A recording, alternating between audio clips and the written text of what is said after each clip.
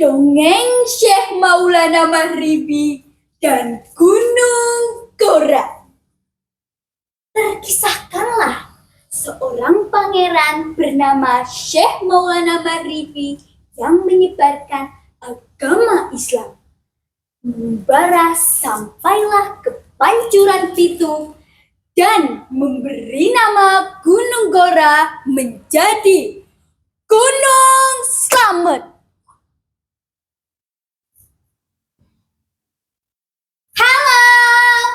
Singgah sebentar di rumah Basir, meminta tomat dan pepaya untuk teman-teman yang telah hadir. Salam hormat dari Anora. Assalamualaikum warahmatullahi wabarakatuh. Teman-teman, selamat berjumpa kembali dengan cerita rakyat Banyumas. Hei, kalian tahu siapa Syekh Maulana Maghribi? Geleng-geleng kepala, gak tahu ya. Kalau Gunung Gora, kok geleng-geleng kepalanya makin kencang? Teman-teman, Gunung Gora itu berada di utara kota Purwokerto. Nah teman-teman, hari ini saya akan sampaikan sebuah kisah tentang Syekh Maulana Maghribi dan Gunung Gora. Cerita ini diambil dari buku kumpulan cerita rakyat Banyumas jilid 2 yang ditulis oleh Saeran Samsidi dan diterbitkan oleh SIP Publishing tahun 2020. Disimak ya teman-teman. Pada zaman dahulu kala, terkisahkanlah seorang pangeran penyebar agama Islam yang bernama Syekh Maulana Maghribi. Pada suatu hari, setelah selesai sholat subuh, sang pangeran melihat cahaya emas berkilau dari arah terbitnya matahari. Sang pangeran tertarik akan cahaya berkilau misterius itu.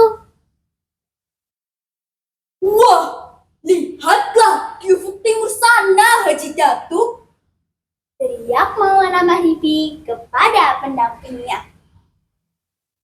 Ada apa tuanku di ufuk timur sana? Ada cahaya kemilau, keemasan melesat dari ufuk timur sana. Itu biasa tuanku. Itu namanya sunrise. Sunrise itu matahari terbit ya teman-teman. Tapi ini jelas berbeda. Kimilaunya berpendar-pendar laksana emas memancar dari tanah emas di ujung dunia sana. Sangat mengagumkan, sungguh luar biasa. Begitu tuanku. Ya, saya ingin ke sana, melihat secara langsung cahaya emas nan kemilau. Teman-teman, akhirnya Pangeran Maulana Maghribi diikuti pendamping setianya Haji Datuk beserta rombongan istana pergi berlayar ke arah timur menyeberangi samudra. Singkat cerita, rombongan turun dan menetap di sana sambil menyebarkan agama Islam dan menanti munculnya kembali cahaya emas nan kemilau. Akhirnya, sang pangeran melihat kembali cahaya emas itu dari arah barat. Hai, pengikutku, lihatlah arah barat. Kalian lihat cahaya emas itu, teriak Maulana Maghribi sambil menunjuk arah barat. Mana? Oh ya itu! Orang-orang berteriak kegirangan. Kanjeng Pangeran, bagaimana selanjutnya? Haji Datuk. Mari kita berkemas. Kita berlayar lagi ke arah barat. Sang pangeran tegas. Teman-teman, akhirnya rombongan Pangeran Maulana Mahribi berlayar lagi ke arah barat hingga sampai di wilayah Pemalang, Jawa Tengah. Ternyata cahaya berkilau itu asalnya dari wilayah selatan kota Pemalang. Hanya ditemani pendamping setianya Haji Datuk, sang pangeran berjalan kaki menyusur menerabas hutan menuju gunung yang menjadi asal cahaya itu. Di tengah perjalanan di hutan rimba, sang pangeran terserang gatal-gatal di sekujur tubuhnya. Aduh, bagaimana ini? Sekujur badanku gatal semua. Sambil garuk-garuk di sekujur tubuhnya dan mengkibas-kibaskan baju. Kena apa, tuanku? Gatal-gatal ya? Haji Datuk, pembantu setianya, ikut cemas dan khawatir. Tuanku, lebih baik kita beristirahat dulu saja. Kalau sudah sembuh dan tak gatal-gatal, perjalanan kita lanjutkan ya. Mereka pun beristirahat dan bermalam di tengah hutan. Tatkala sholat tahajud, sang pangeran mendapatkan wangsit agar mereka menuju Gunung Gora. Setelah sampai di lereng Gunung Gora, mereka menemukan ada pancuran air berasap dengan 7 pancuran di sana. Sang pangeran memutuskan untuk tinggal di sekitar pancuran itu dan berobat dengan cara berendam di pancuran air panas.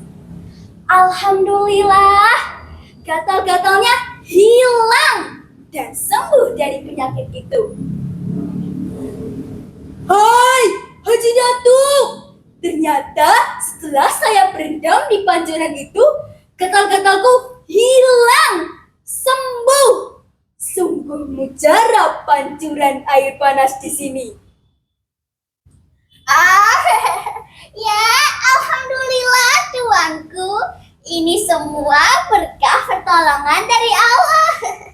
Tuanku sembuh total. Makanya Haji Datuk, pancuran di sini saya beri nama Pancuran Pitu. Begitu tuanku. Ya, karena ada 7 pancuran di sini. Teman-teman, begitulah kisah pengembaraan Syekh Maulana Mahribi dari negeri Rum Turki.